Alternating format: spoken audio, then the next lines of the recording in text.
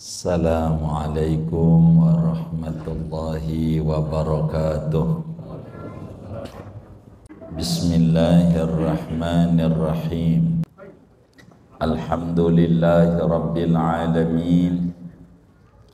Wassalatu wassalamu ala sayyidil awwalin wal akhirin, sayyidina wa maulana Muhammadin wa ala alihi wa sahbihi ajma'in. Allahumma inna nastahdika li arsyadi amrina wa zidna ilman yanfa'una. Halaman 59, betul ya? Qala an-Nawawi naqlan anil Khattabi, telah berkata oleh Imam An-Nawawi Yahya bin Syaraf An-Nawawi, padahal menukil daripada Imam Al-Khattabi, wa qad yahsibu kasirun minan nas, dan terkadang mengira kebanyakan daripada orang, anna ma'nal qada'i wal qadar ijbarullah, bahwa makna qada dan qadar itu memaksanya Allah subhanahu wa ta'ala al-abda akan hamba, wa qahruhu ala maqaddarahu wa qadha, dan menggagahinya Allah pada si hamba atas apa yang ditakdirkan dan ditetapkan. Walaisal amru kama yatawahamunahu, tidaklah persoalan itu seperti apa yang mereka mengiranya.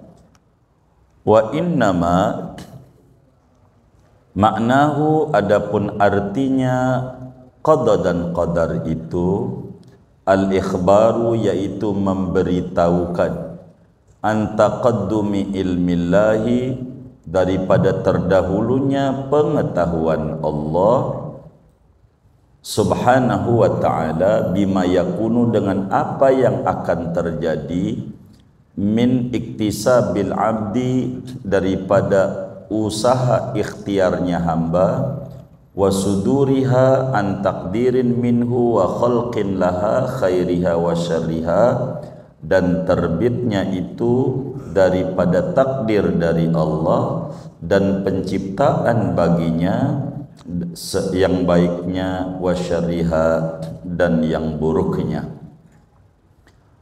Walhasilu annal qada'a wal qadara huwal hikmah allati sayyarallahu 'alaiha kainatihi. Nah, mungkin segini dulu kali ya, wa syarriha, biar enak kita bedahnya. Saudara sekalian yang mulia, pertemuan ini, kajian kita masih membahas tentang qada dan qadar, bagaimana Imamun Nawawi meluruskan kekeliruan pemikiran sebagian orang tentang maksud daripada iman kepada qada dan qadar.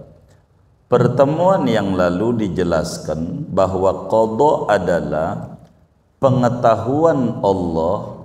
Allah mengetahui apa yang akan terjadi pada makhluknya di masa mendatang. Sedangkan qadar adalah mewujudkan makhluknya itu pada ukuran tertentu sesuai dengan ilmu dan iradatnya. Jadi qada itu kayak plan gitu, planning, begitu gambarannya. Kalau kita mau bangun rumah, maka set plan dulu. Nanti itu set plan tuh namanya, kalau bahasa gampangnya, qada. Namanya qada. Qadar adalah mengerjakan sesuai dengan set plan yang ada. Ini kamarnya sekian, ini nanti. Itu kayak begitu. Biar kita mudah memahami qada dan qadar. Karena itu, malam hari ini kita akan membahas kalamnya Imam Nawawi, nama aslinya Yahya bin Syaraf, ulama yang meninggal tahun 676 Hijriah dalam usia 45 tahun. Menukil daripada Imam Al-Khattabi, pengarang kitab Ma'alimus Sunan, syarah daripada Abu Dawud, Sunan Abu Dawud. Kata Imam Nawawi, orang mengira bahwa yang namanya qada dan qadar itu bahwa Allah itu memperkosa kita, memaksa kita sehingga kita tidak bisa berbuat apa-apa. Dikata qadar itu begitu oleh sebagian orang. Jadi orang mengira manusia ini kayak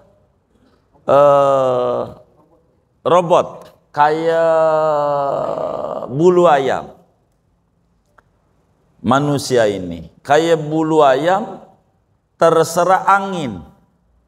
Angin ngidul, ngidul. Angin ngulon, ngulon. Angin ngetan, angin ngilir, ngilir. Enggak ada kemampuan. Orang kata kayak begitu. Orang kata. Dan ini namanya keliru. Pemikiran seperti itu. Padahal yang disebut qada dan qadar itu, betapa Allah memberitahu kepada kita dengan ilmunya Allah, karena kita ini kembalinya pada sifat ilmu qudrat iradat, ini si qada dan qadar, apa yang bakal terjadi pada seorang hamba terhadap makhluknya. Biar gampang kita aja lah kalau ngomong makhluk, ayam kalau macam puyeng kita mikirnya, biar gampang. Apa yang terjadi pada kita di tahun sekian, kita hari anu bakalnya begini, hari anu bakal begini, hari anu begini, rezekinya sekian, ininya sekian, dia bakal nikah masih anu. Itu semuanya Allah ketahui. Wa kulla syai'in ahsainahu fi imamin mubin. Jadi yang namanya qada dan qadar itu justru menolong kita di dalam apa yang kita kerjakan. Qada dan qadar itu ibaratnya kalau udah ada set plan tuh, yang namanya si tukang itu akan mengerjakan, dia mengikuti tata aturan yang telah di-set. Begitu.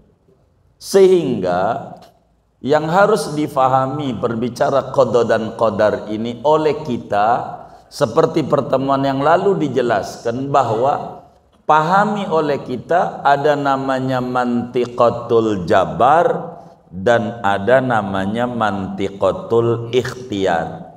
Pertemuan yang lalu kita bedah. Ini kata Imam Nawawi, kita harus pahami bahwa kita seorang manusia ini itu ada betul wilayah, namanya wilayah tergagahi, terpaksa, di luar kendali kita, dan ada bagian yang kita bisa merdeka dengan akal dan kesadaran kita, namanya disebut mantiqatul ikhtiar. Itu begitu. Kita harus pahami pada bagian ini supaya kita jangan sampai salah. Bila kita paham tentang mantiqatul jabar dan faham tentang mantiqatul ikhtiar, kekeliruan memahami takdir akan terbenahi sehingga hidup kita penuh bahagia dunia dan akhirat kita. Amin ya rabbal alamin. Apa itu mantiqatul jabar? Saudara, kita berbicara tentang takdir Allah nih, takdir, maka ada satu sisi namanya mantiqatul jabar, satu sisi namanya mantiqatul ikhtiar. Seperti mana? bahwa kita ada di alam dunia, semua kita mau mukmin mau kafir, mau kita bukan. Ada nggak yang bercita-cita yang ngaji nih pengen ada di dunia? Ada nggak? Itu namanya mantiqatul jabar, di luar kendali kita. Kedua, sesudah kita jadi manusia, Allah kasih akal sama kita. Dengan kecerdasan yang ada atau kurang cerdas, ini semuanya kalau bahasa kita orangnya dari sononya. Begitu, bukan kendali kita. Benar nggak? Begitu. Mana lagi tinggi pendeknya kita, bukan mau kita. Begitu, mau kita bukan. Maka kita tak boleh menghina, dia kate gitu, pendek. Tak boleh kita kata begitu, karena bukan mau dia. Begitu, bukan mau dia. Namanya mantiqatul jabar. Hitam putihnya kita, mau kita bukan. Bukan. Itu namanya wilayah ini mantiqatul jabar. Lahir kita di Arab, apa di Indonesia, apa di Rawa, Roblong itu bukan mau kita. Apa di Cina, itu bukan mau kita. Namanya disebut mantiqatul jabar, wilayah di luar kita punya kendali. Apa kita lahirnya di Pengki, apa kita lahirnya di rumah sakit, apa di dukun beranak, apa di kebon sehingga dikasih nama si kebon. Lahir di Pengki dikasih nama si Pengki, sekenanya aja dia lahir. Begitu. Di bulan mana? Juli, kasih nama Yulianti, perempuan. Begitu.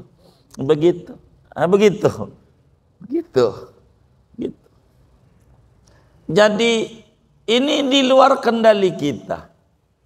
Apa kita lahirnya di timur, apa lahirnya kita di barat, warna kulit kita termasuk hidung kita pesek apa mancung, itu bukan kita punya mau. Gitu. Di luar kendali kita.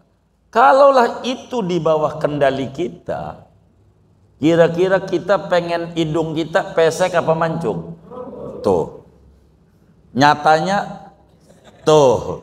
Itu itu bahasa diperalu saja, intinya pesek aja dah. Betul enggak? Begitu. Kaya miskinnya kita, segala yang terjadi, yang bagian kaya begini nih disebut mantiqatul jabar. Yang ini kagak ada ganjaran, kagak ada dosa. Karena bukan wilayah kita. Orang hidungnya mancung, dapat ganjaran enggak? Orang hidungnya pesek, dapat dosa enggak? Kagak. Kagak ada hubungan sama ganjaran, enggak ada hubungan sama dosa. Allah enggak siksa orang lantaran lahir di Indonesia, apa lahir di Arab. Allah enggak hukum orang apa dia tinggi, apa pendek, hitam, apa putih. Enggak ada hubungan yang namanya ganjaran. Wilayah ini namanya mantiqatul jabar. Ingetin ini. Enggak ada hubungan ganjaran, enggak ada hubungan dosa. Pada bagian ini Allah jelaskan dalam Al-Quran.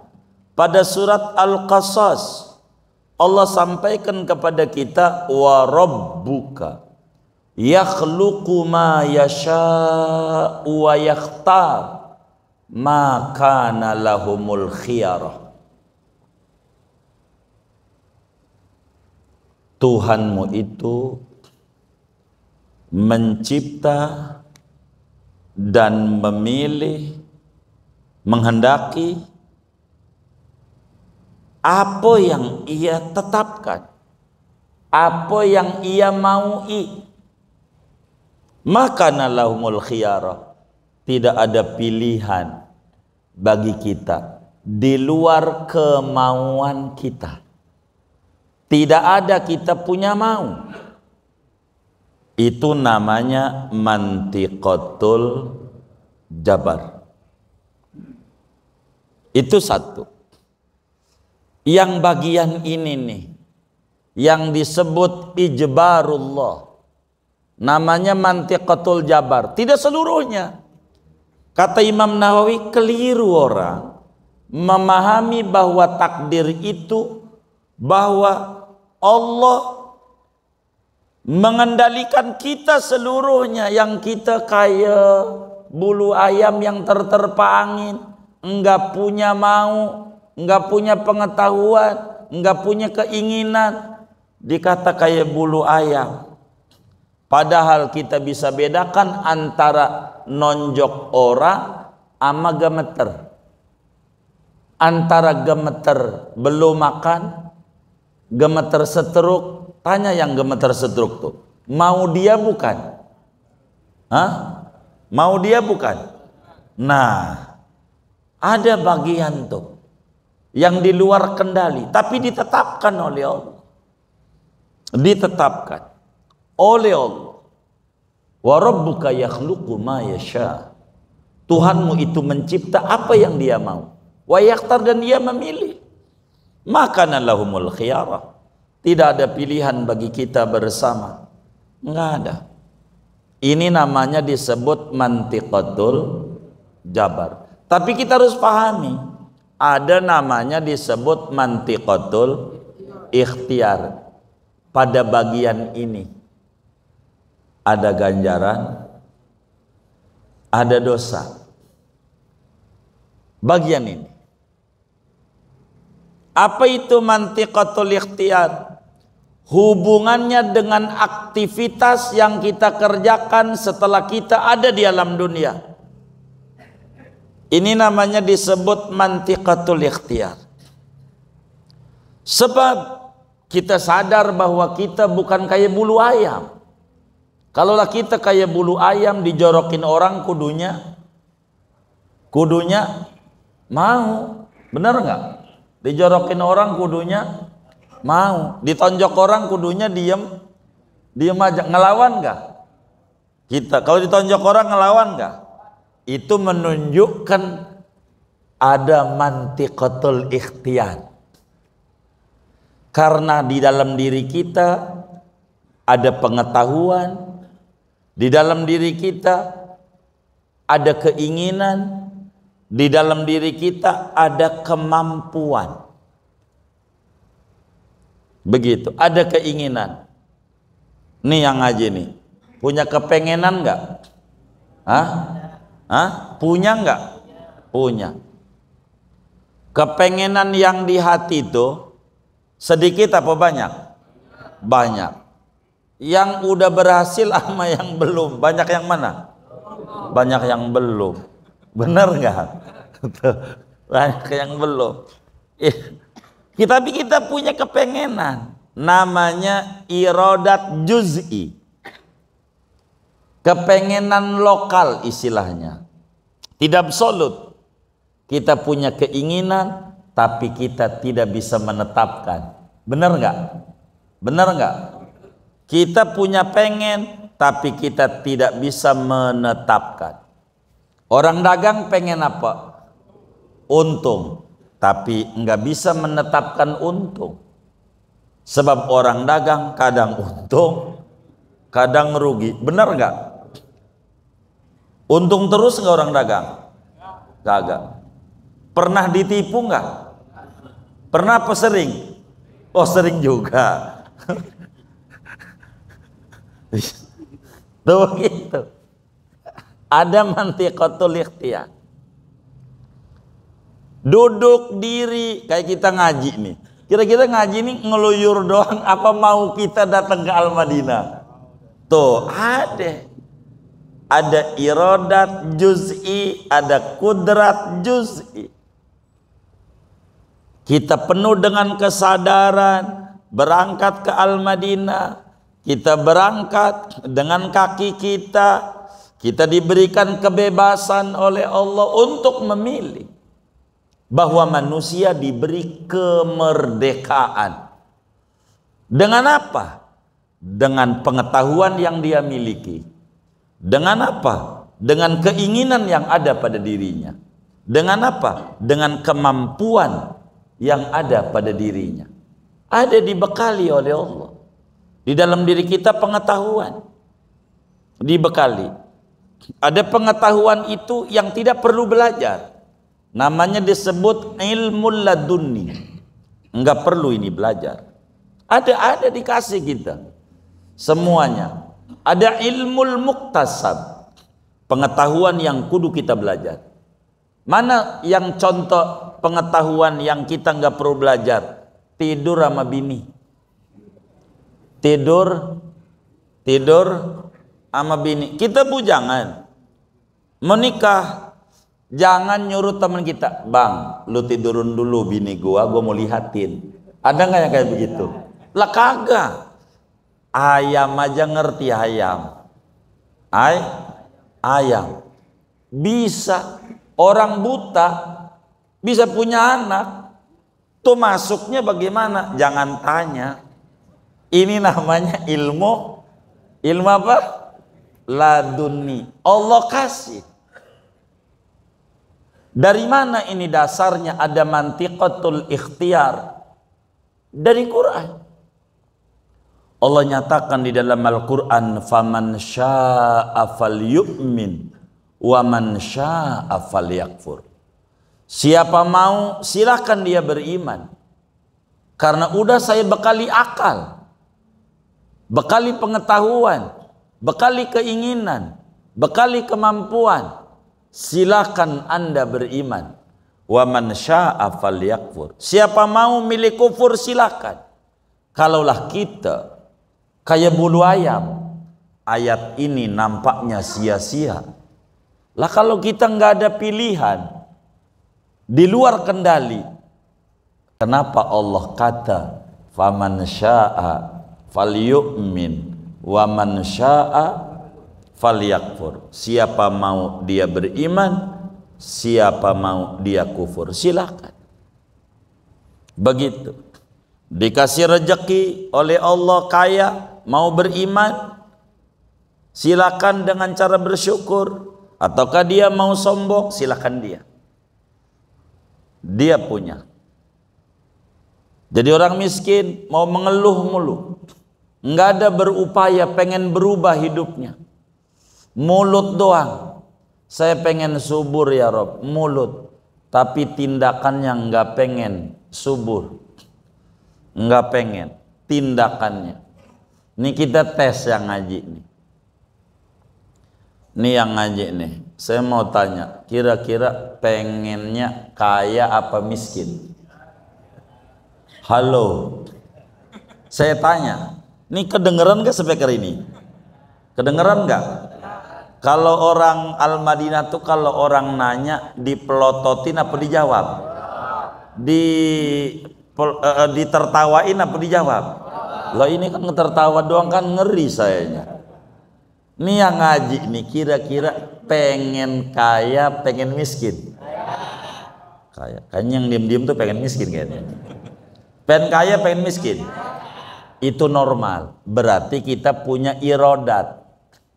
Irodat juz'i, punya kepengenan, pengen kaya, begitu. Ada nggak yang ngaji nih pengen miskin? Nggak ada. Jadi kita orang nih pengen kaya pengen miskin? Kaya. Pertanyaannya, udah kaya apa belum? Hah? Udah kaya apa belum? Ya belum, kan pengen. Bener nggak? Berarti belum kaya. Tuh kita pengen kaya tuh, pertanyaan lanjutannya, basa-basi apa serius? Ini pertanyaannya nih. Ini memahami takdir. Tuh basa-basi kalau kata temen kita tuh omon-omon. Itu kita basa-basi apa serius pengen kayanya? Serius. Dari hati yang paling dalam. Benar? Baik. Kita tes keseriusan hati. Ada yang datang ke rumah kita pagi-pagi hari Senin atau hari Selasa deh besok. Besok kan belum kejadian misalnya. Jam 7 ketok rumah kita, assalamualaikum, begitu kata dia. Kata kita salam, teman kita lama dulu zaman SMP datang ke rumah kita. Dia tahu-tahu bagi duit, bang nih ada duit, kita intip 5 juta buat abang, barangkali buat anak bini ngadepin Idul Kurban. Kasih 5 juta. Dia pergi habis bagi duit.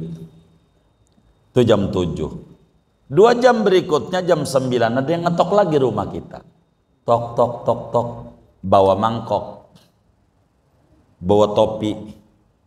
Pengemis. Waalaikum. 2 yang datang. Ini yang paling nyes di hati kita. Yang pertama apa yang kedua? Ini yang jujur nih. Hah? Yang paling girang di hati kita yang pertama apa yang kedua?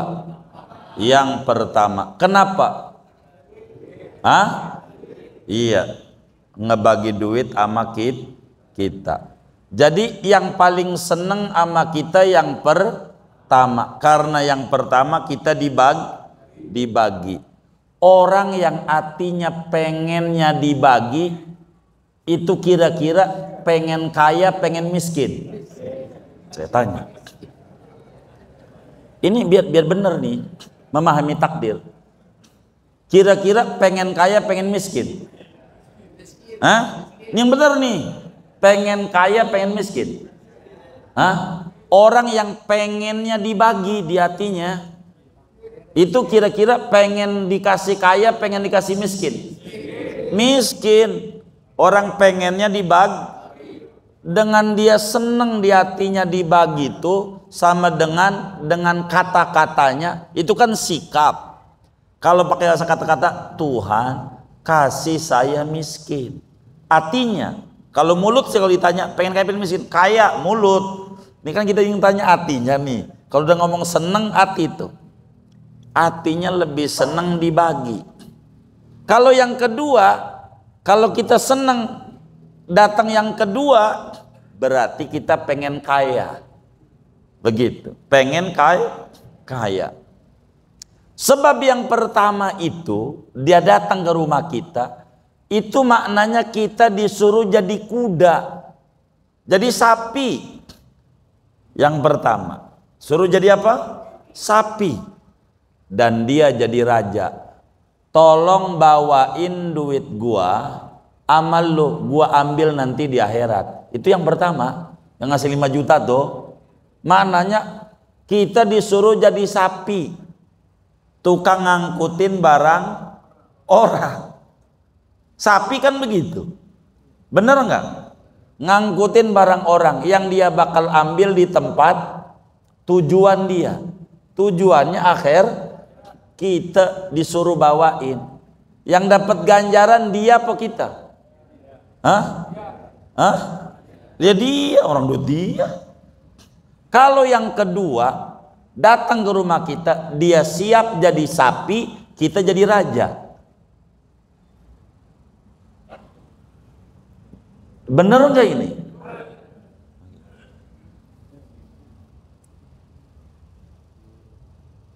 Nih pertanyaan buat besok.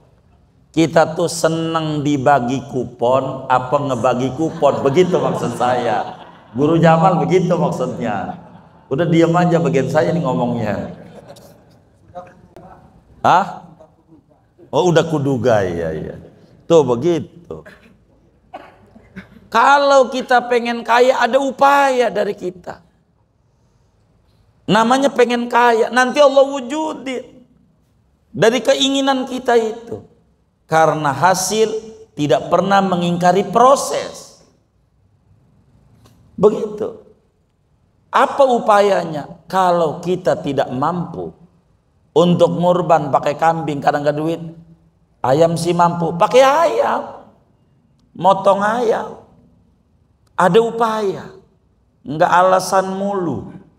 Pakai nanya lagi sama ustadznya, Ustadz, bagaimana kalau belum akekah ngurban? Kata ustadznya nggak usah. Kalau belum akekah mah, kata dia, selamat duit gua, selamat. Entar Idul Adha depan, nanyanya itu lagi. Ustadz, belum akekah, saya ngorban bagaimana? Kalau belum akekah jangan. Tiap tahun nanyanya itu mulu, tiap tahun. Itu ustadznya salah lagi jawabnya, kudunya benar. Ustadz, saya ini belum akekah, ngurban apa akekah dulu? Dipikir ini masih Dzul Qa'dah, besok ente akekah, saya datang. Ntar itu ada yang ngorban, waduh salah nanya saya. Begitu. Kalau di Idul Adha dia nanya, akekah dulu ngurban dulu? Kita jawab kurban. Belum akekah, kurban. Ini 4 hari Idul Adha, ini 4 hari kurban. Nanti udah habis 4 hari, hari tasyrik habis, udah nggak ada kurban. Nanti akekah. Begitu jawabnya. Begitu. Baru dia nggak bakal nanya-nanya lagi. Kapok ya. Emang pengennya itu jawabannya. Ada aja. Ada yang kayak begitu tuh. Yang mana orangnya?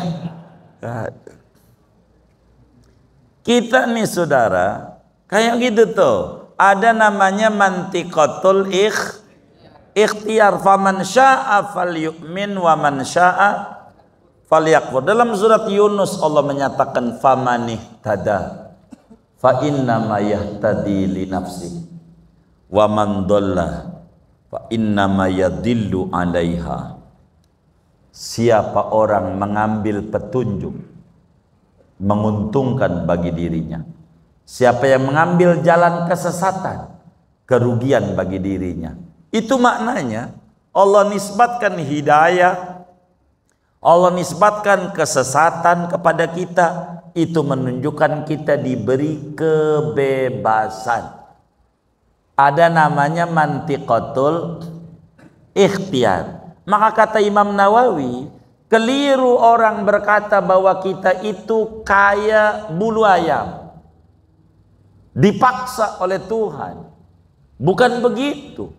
Qada dan qadar itu pemberitahuan Allah tentang apa yang dilakukan, pengetahuan Allah tentang apa yang dilakukan oleh makhluknya ke depan. Apa aja, semuanya ada.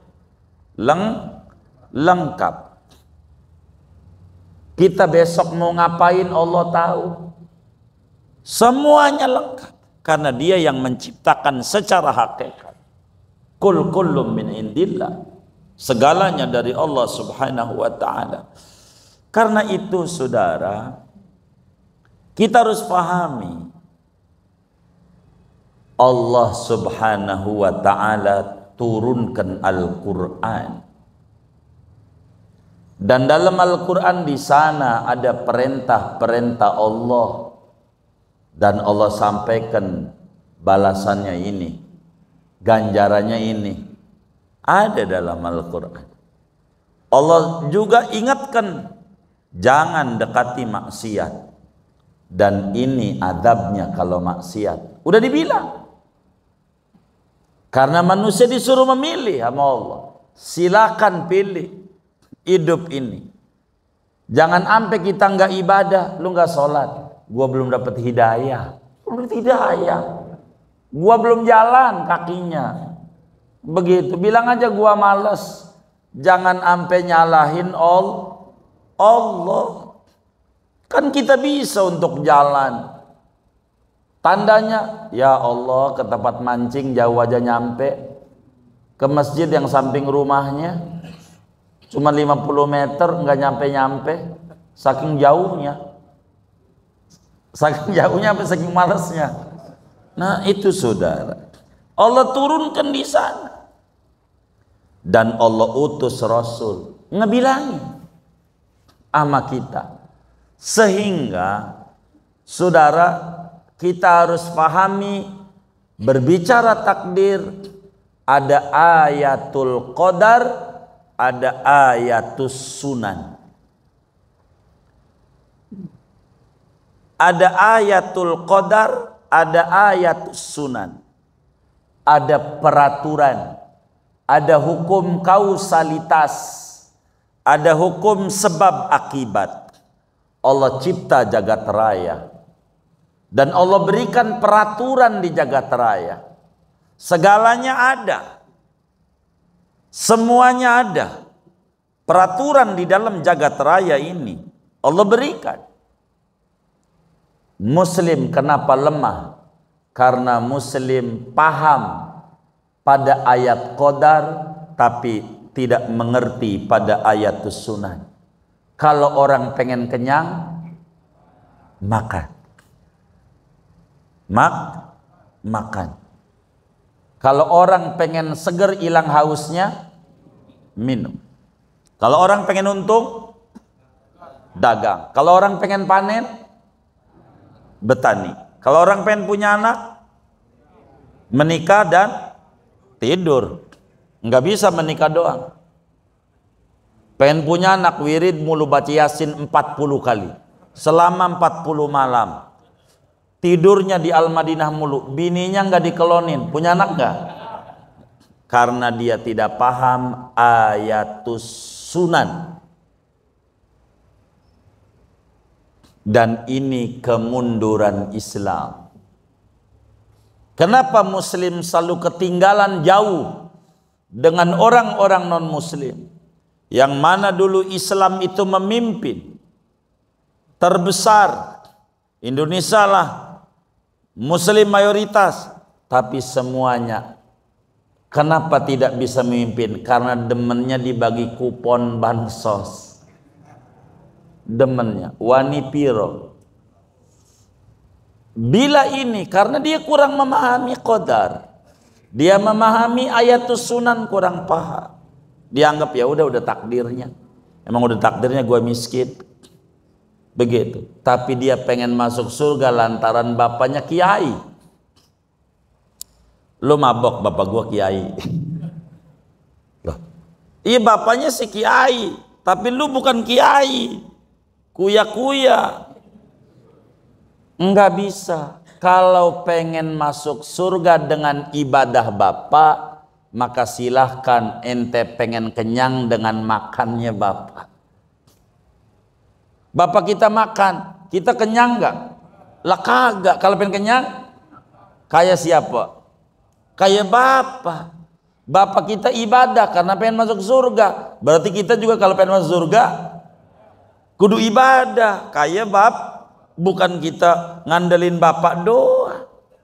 Nggak bisa. Karena ada ayatus sunan.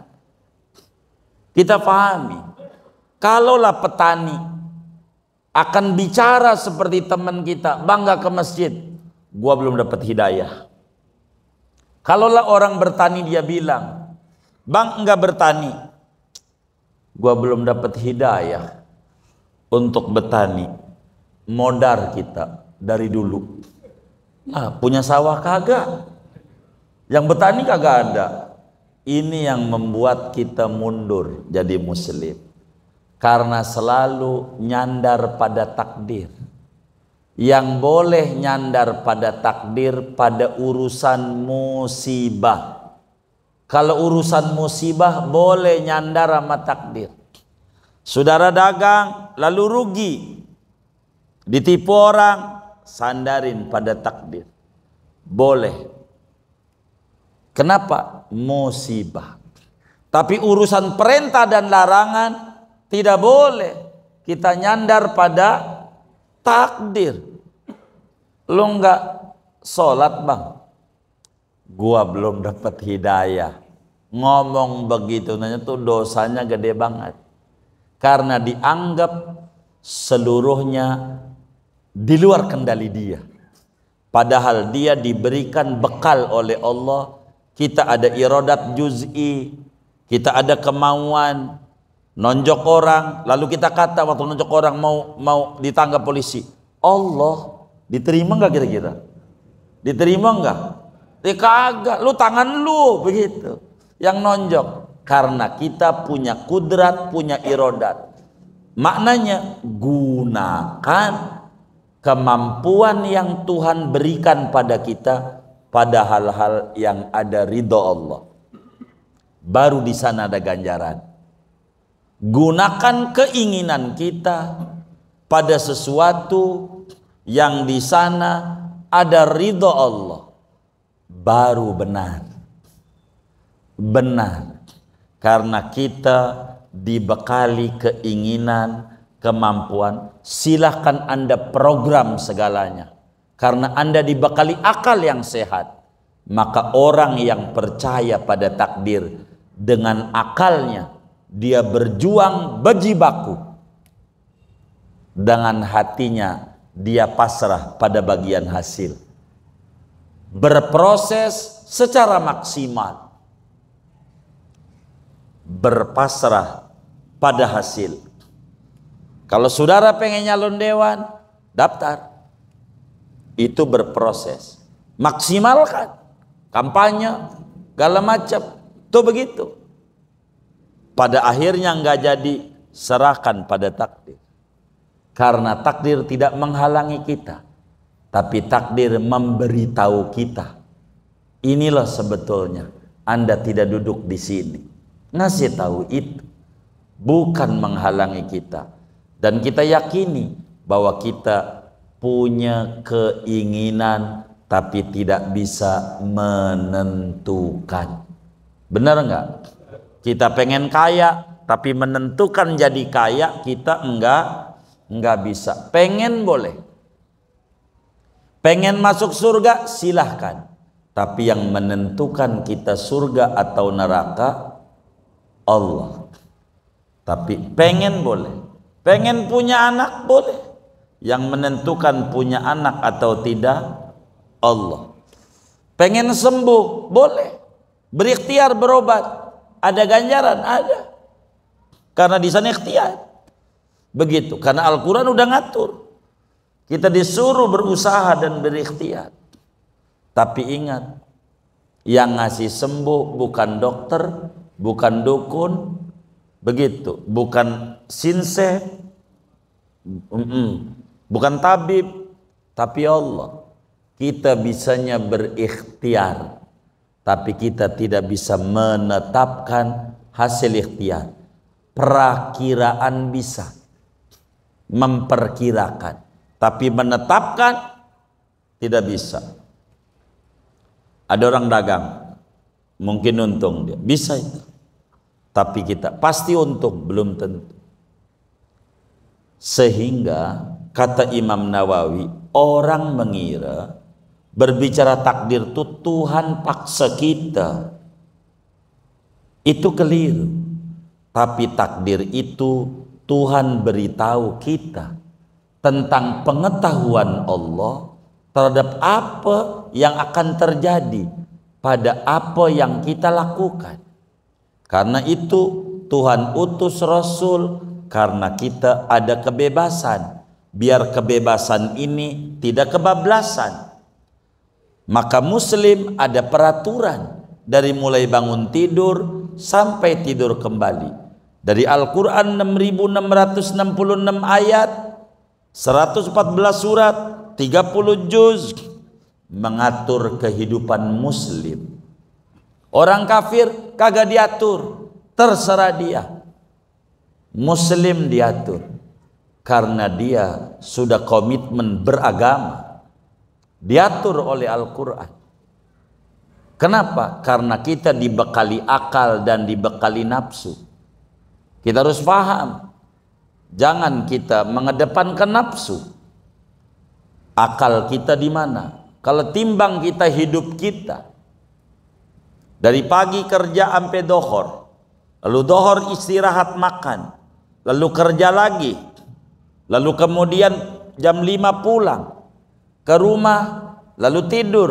Besok pagi begitu, tidak kenal zuhur, asar, maghrib, isya, subuh. Di mana kelebihan akal kita dibanding sapi?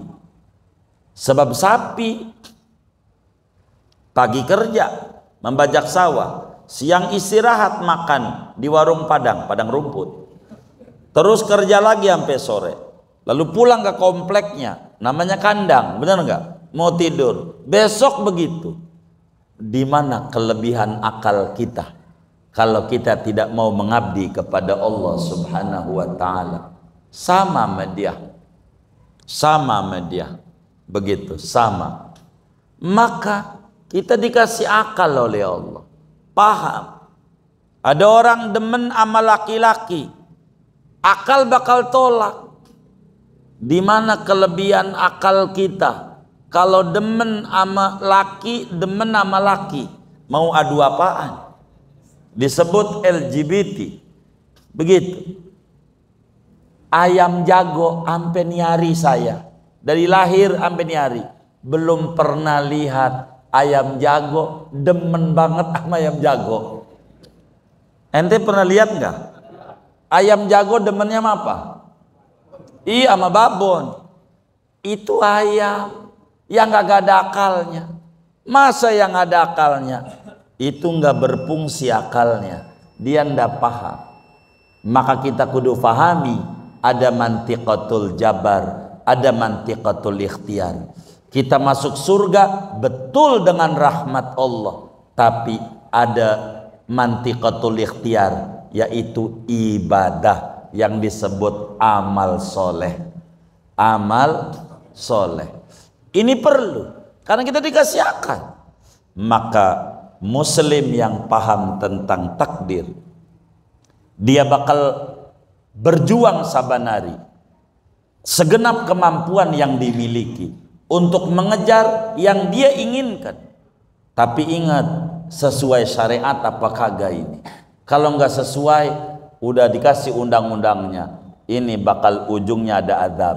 Kalau sesuai, ini ujungnya ada balasan pahala, ada surga, ada neraka. Itu normal. Ada reward, ada punishment. Itu normal di dalam sebuah aturan. Oleh karena itu diutuslah Nabi, diberikanlah undang-undang namanya Al-Quran, dijabarkan oleh perpu yang disebut As-Sunnah sebagai penjabaran Al-Quran untuk mengatur peri kehidupan kita biar selaras dengan ridho maunya Allah Subhanahu wa ta'ala. Kalau nggak ada Rasul, maka kita hidup selagu-lagu kita. Maka peraturan kudu dibuat. Kenapa? Karena manusia diberikan kebebasan dengan akal yang dia miliki, kemampuan yang ada pada bagian ini namanya mantiqatul ikhtiar. Maka kalau kita memilih pengen masuk surga, ya kudu ibadah, ya kudu ngaji. Kalau kita pengen masuk surga lalu nggak ibadah, itu percis pengen punya anak lalu tidak menikah. Tapi doanya minta anak, tapi nggak mau nikah. Pengen untung kagak dagang, pengen panen kagak bertani.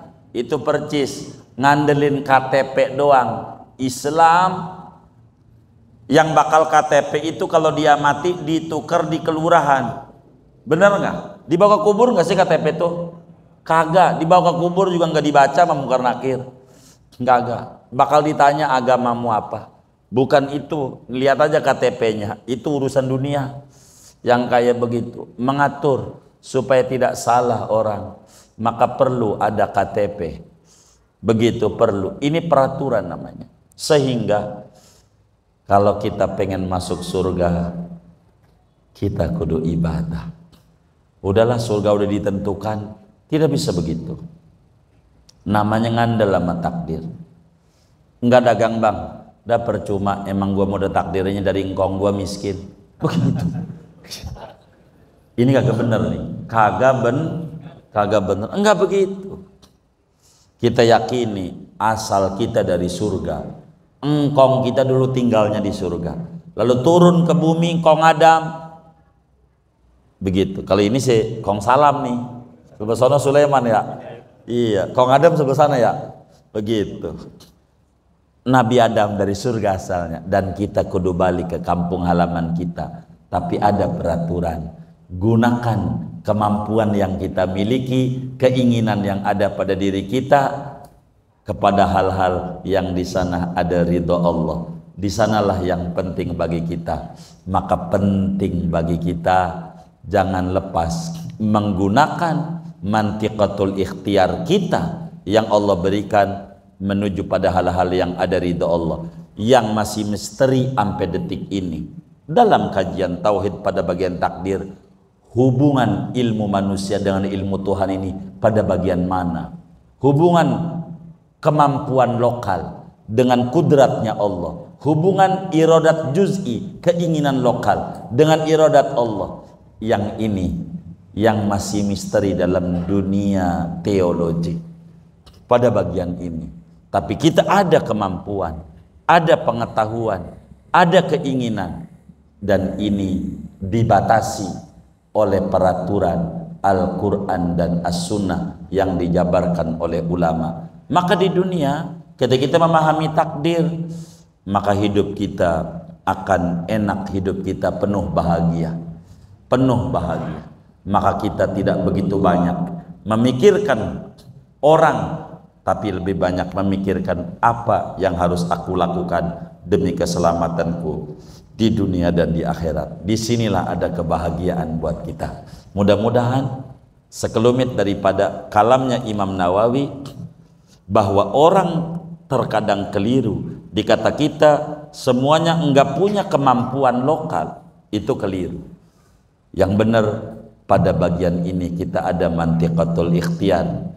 Adapun qada adalah berbicara pengetahuan Allah tentang apa yang terjadi pada si hamba, dan ini larinya kepada sifat ilmu, kudrat dan iradat.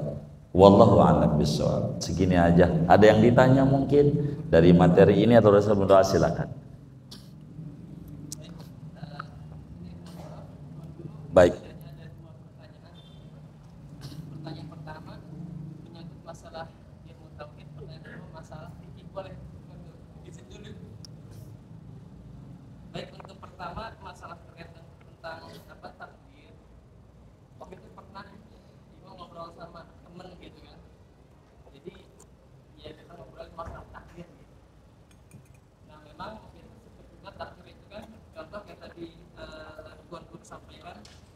Masalah kelahiran tinggi, pendek dan segala macam itu kan semua adalah sifatnya mantiqa al-jabbar atau takdir mubram gitu kali ya, bukan? Beda lagi. Beda. Beda. Baik. Kemarin tuh sempat berpikir gini, misalkan ada hubungannya antara laki-laki dan perempuan. Itu kalau yang namanya jodoh itu kan ini kata, kalau yang sering didengar gitu kan, ini katanya kan adalah rahasianya Allah Subhanahu wa taala. Nah, dan ini laki-laki udah suka, perempuan udah suka, padahal udah sama-sama suka. Tapi kok nggak jadi juga, tapi kadang-kadang ada juga yang dia nggak tahu tiba-tiba jadi, kan seperti itu. Nah, untuk takdir ini namanya takdir apa nih dulu? Ya, takdir apa nih kayak gini? Jadi iya, baik. Jadi kenapa si ini suka ke ini suka lalu kemudian itu tidak terjadi? Ada yang kelihatannya enggak suka tapi kemudian dia jadi. Inilah yang disebut ujungnya daripada takdir Allah yang tadi berbicara. Ikhtiar dia kenapa enggak jadi? Karena dia enggak maksimal. Bisa aja dia suka sama suka lalu muncul orang lain yang berkomentar miring. Paling juga mau nikahin dia karena mau ngarepin hartanya, terganggulah sama orang lain jiwa dia, namanya sama komentar orang. Begitu, karena dia terganggu sama komentar orang yang tadinya suka, muncul dia akhirnya tidak suka, muncul pada dia. Artinya upaya dia kurang maksimal, dan dari itu tidak akan terjadi. Kayak begitu. Tidak seperti dia yang tadinya nggak suka tapi kemudian didorong-dorong. Ini ada ikhtiar dari dia. Kalau begitu harus belajar mencintai dia. Itulah yang akhirnya menjadi terjadi sebuah pernikahan. Pada hakikatnya kalau ngomongin takdir, Allah tahu nih orang ini nanti pada tahun sekian dia suka sama sini, ini suka sama ini, kemudian bapaknya nggak setuju, akhirnya dia jadi mundur. Itu Allah udah tahu sebelumnya. Allah tuh, itulah yang disebut qada yang tadi, pengetahuan Allah tentang apa yang akan terjadi di masa mendatang pada usaha yang dikerjakan oleh si hamba. Itu yang disebut dengan qada. Tapi kita mesti ada dari ikhtiar kita, kenapa nggak terwujud? Apa kita malas? Suka mas suka, cuman kemudian orang tuanya minta, gua harus dibawain duit 100 juta, dia bingung juga. Akhirnya suka itu jadi mundur, akhirnya muncul kebencian. Kan bisa aja terjadi begitu, bisa aja ujungnya tidak suka sebetulnya. Kalau dia suka mesti terjadi, awalnya doang suka, ujungnya tidak suka, ujungnya begitu, tidak suka. Itu begitu. Kan ada orang didorong-dorong untuk jadi pemimpin dan penguasa, ujungnya nggak suka karena merasa ditinggal. Kan bisa aja terjadi begitu, kan bisa aja ya. Kan nggak suka, itu kan awalnya suka, ujungnya nggak suka, bisa aja itu terjadi, bisa aja. Yang kedua, ini kalau terkait untuk hari raya kurban, kan kalau untuk orang yang berkurban itu kan dapat sepertiganya gitu ya.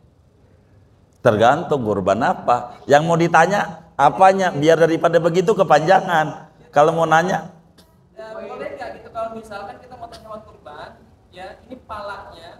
Ya, ini kita jual, lalu kita sedekahkan buat yatim gitu, atau kulitnya atau yang iya baik. Jadi kalau ngomongin kurban begini, ada kurban wajib, ada kurban sunat. Kurban sunat ada yang buat orang tua yang meninggal, ada yang hidup. Ini kita bercerita satu aja, yang hidup kita pengen kurbannya kurban sunnah. Bagaimana tuh? Sekarang pertanyaannya, apakah kita mau motong di rumah kita, apa mau nitip sama orang, menyuruh begitu? Kan begitu. Iya, ini namanya nitip, di masjid ke di mana kek, itu namanya nitip, bukan di rumah kita.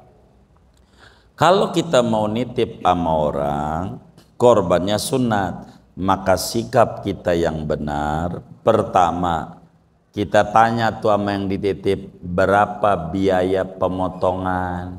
Tanya sama dia. Jangan nunggu diminta. Itu mah ampe diminta malah dia marah. Emang dasar pengurus yang sekarang ini najong banget, najong. Tahu najong nggak? Najong banget. Udah untung gua kasih sapi atau kasih kambing, masih minta duit. Kurang ajar nggak dia? Begitu. Dia kagak paham. Maka kalau kita nitip sama orang, tentu kita harus upahin dia motong kambing berapa, kalau sapi berapa, upahin. Kalaulah kita umpamanya di Rawablong, kalau kambing berapa biasanya itu? Upah motongnya 250. Kalau kambing itu upah motong doang apa plus plastik? Udah semuanya. Kalau sapi berarti tinggal dikali 7. 250 kali 7 dong. Kan sama, orang bertujuh. Betul nggak? Begitu. Anggap deh kambing. Berarti upah motongnya anggap aja 150, plastiknya 100, kan begitu. Maka 250 begitu. Kan kita kasih tuh 250. Berarti kambing itu utuh sebagai kurban, kagak ada upah, kagak ada yang dijadikan upah, karena udah kita bayar, udah kita upahin. Berarti pala, kulit dan seterusnya itu namanya kurban, karena kita udah upahin. Karena kita udah upahin, maka kemudian kulit sama pala ini apa? Ya hadiah sama panitia. Hadiah, ngasih gitulah kalau bahasa gampang.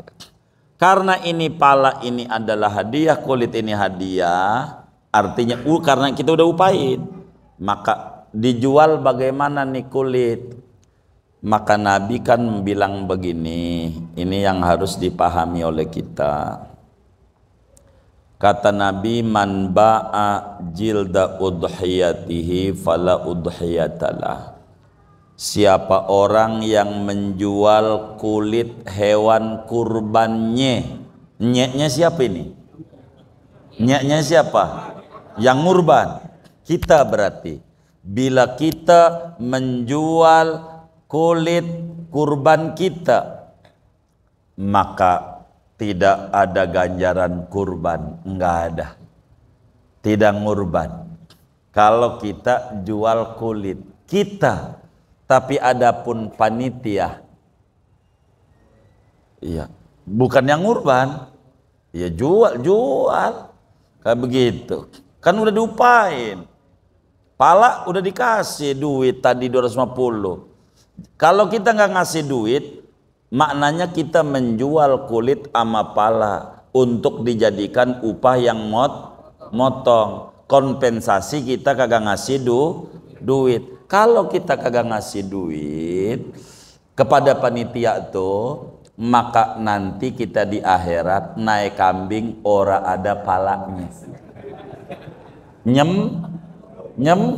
Nyemplung kemana itu? Ya begitu. Upahin, kalau udah diupahin, ini kulit jual. Nggak apa-apa, jangan dipotong kecil-kecil. Buat apaan? Dimakan juga kagak bisa. Bukan begitu Islam. Upahin sehingga utuh sama kita. Utuh seluruhnya kurban. Jadi kulit itu apa? Ya hadiah. Begitu. Pala ya hadiah. Nah, tinggal dikasih siapa ya terserah. Yang kayak begitu. Duitnya kemana? Ya terserah duitnya. Apakah duit dari hasil jual kulit itu dimasukin lagi ke apa tuh kaleng itu, ke kantong, jadi si miskin dapat juga daging plus juga dapat duit 20.000. Terserah dia yang kayak begitu. Atau mau masukinnya dia kas dia agar supaya ada kasnya sehingga tahun depan udah kebeli mesin potong dari saldo yang ada, kan bisa itu tahun depan. Biar jangan sampai tahun depan nyari golok lagi, nyari ini lagi. Ini nggak kelar-kelar ini manajemennya. Begitu. Kan harus dipikirkan yang kayak begitu, diprogram. Jadi sehingga rapi dari begitu. Dengan jual dengan yang rapi, begitu. Dilelang. Kan ada juga yang motongnya nggak rapi, kulitnya robek. Siapa mau robek, mau bagus, kudu dibeli. Kan bisa itu. Dengan harga yang standar, kan bisa aja yang motongnya kurang rapi. Kan bisa terjadi. Nggak jadi masalah. Yang kayak begitu. Yang nggak boleh itu kita ngejual, kita yang korban. Kita ngejual berarti kulitnya bukan kurban begitu. Kita harus hadiahkan. Gitu. Makanya upahilah supaya kulit tidak dijadikan begitu. Maksudnya biar gampang. Upahilah supaya kulit tidak dijadikan upah. Bagaimana kalau kita jadi panitia juga, ngorban juga, mintain bayar semuanya, kagak ada yang kagak bayar. Kalau nggak bayar ya dia suruh potong sendiri, kulitin sendiri, ya begitulah. Benar nggak? Iya, itu kan semuanya begitu. Karena bakal bermasalah walaupun kita juga. Kan nanti kita palanya bakal jadi upahin. Kan bisa dihitung, ada 7 ekor kambing, 250 kali 7. Itulah yang kita dapat. Itu kayak begitu, enggak jadi masalah. Yang kayak begitu. Dan ini udah sering kita berbicara bagian ini. Jadi enggak jadi masalah. Sama seperti orang miskin menjual tuh dagingnya. Nah, boleh aja orang diam. Jadi daging kurban itu sama kita. Ini kita ngorban. Enggak boleh daging ini kita jual sama kita yang ngurban. Adapun sama si miskin namanya daging aja. Tidak ada kata kurban. Kecuali ada terusannya, daging kurbannya Pak Haji Ahmad. Ada terusannya. Adapun dia daging doang. Daging dari kurbannya Pak Haji Ahmad. Dia mendaging. Si miskin jual nggak apa-apa. Sama si miskin boleh. Orang hak milik bagi dia. bagi si miskin. Makanya kalaulah kita panitia tuh cerdas, cara bagi kurban tuh tolong bedakan antara yang miskin sama yang kaya. Bedain.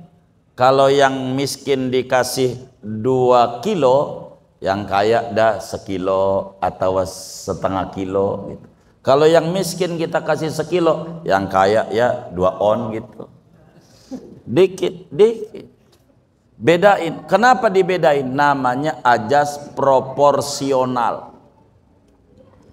Kalau si miskin 1 kilo, si kaya 1 kilo, ini kurang rapi panitianya. Si kaya ini 1 kilo, minyak udah ada, gas udah ada, tusukan udah ada, segalanya ada. Si miskin kudu beli, maka dia nggak ada buat belinya, kasih untuk beli. Kalau si kaya kemudian ngomong sama kita, emang dasar lo ini pas jadi pengurus sentimen sama gue, begitu. Masa tetangga gue dikasih 2 kilo, gue 1 kilo, yang bener aja. Kita jangan marah. Jadi panitia jangan marah. Kita ajak ngopi. Orang yang kayak begitu tuh, ngeteh, duduk dah. Kita ajak ngomong, bang, abang nanti malam tahajud 2 rakaat, sholat hajat. Habis salam abang doa, ya Rob jadikan saya miskin kayak tetangga saya bagi 2. Begitu. Kalau lu mau kaya, bukan yang ngarepin dibagi, lu kudu motong. Kalau motong mau tadi disebut 1/3 boleh, bener nggak? Iya. Orang kaya nyari kupon, mau nyari kupon. Ada nggak yang kayak begitu tuh? Yang mana orangnya? Tuh gitu. Udah kaya masih nyari kupon aja. Ngorban. Kalau kita kaya mah dapat banyak. Begitu yang miskin kasih banyak kan dikit, biar ada beda, karena dia perlu beli minyak, perlu beli gas, mana gas naik lagi, begitu. Begitu ya, tuh ngangguk-ngangguk. Ya Allah, ini bagaimana? Nah ini nih kita harus perhatikan, namanya harus dibedakan. Agama tuh, kenapa orang laki dikasih warisannya 2, perempuan 1? Itu adil. Adil itu artinya proporsional. Yang laki ini mau nikah dengan perempuan dan dia dibebani oleh agama kudu bayar mahar, maka duit yang dititipin untuk mahar perempuan, untuk nafkah perempuan, maka perempuan bakal dapat banyak, titipan doang. Kenapa? Karena tanggung jawabnya besar. Agama udah ngajarin begitu. Si kaya ini duitnya banyak, kasih dikit. Si miskin ini duitnya ora ada, kasih banyak, biar untuk bisa kebeli gas segala macam. Kayak begitu, namanya proporsional. Yang kayak begitu, jadi bagus. Yang kayak begitu. Kalau yang kaya ngomel-ngomel, kita bisikin di kupingnya, ngorban bang, ngorban. Gimana? Bener gak? Biar dapat seperti gitu. Jangan ngarepin dibagi kayak begitu. Enggak apa-apa. Gimana? Dibagi banyak. Waduh, dirapihin. Yang kaya jangan banyak-banyak, buat yang lain. Biar bagus si miskin. Ini biar dia bisa ada lebihannya buat beli beras, buat beli ini. Tuh kayak begitu. Supaya ada punya nilai. Begitu, moga antum semua rezekinya luas dan Allah berikan kemampuan untuk ngurban. Amin ya rabbal alamin. Segini aja ya. Wassallallahu wasallam ala khairil khalqi Muhammad wa ala alihi wa sahbihi ajmain walhamdulillahi rabbil alamin.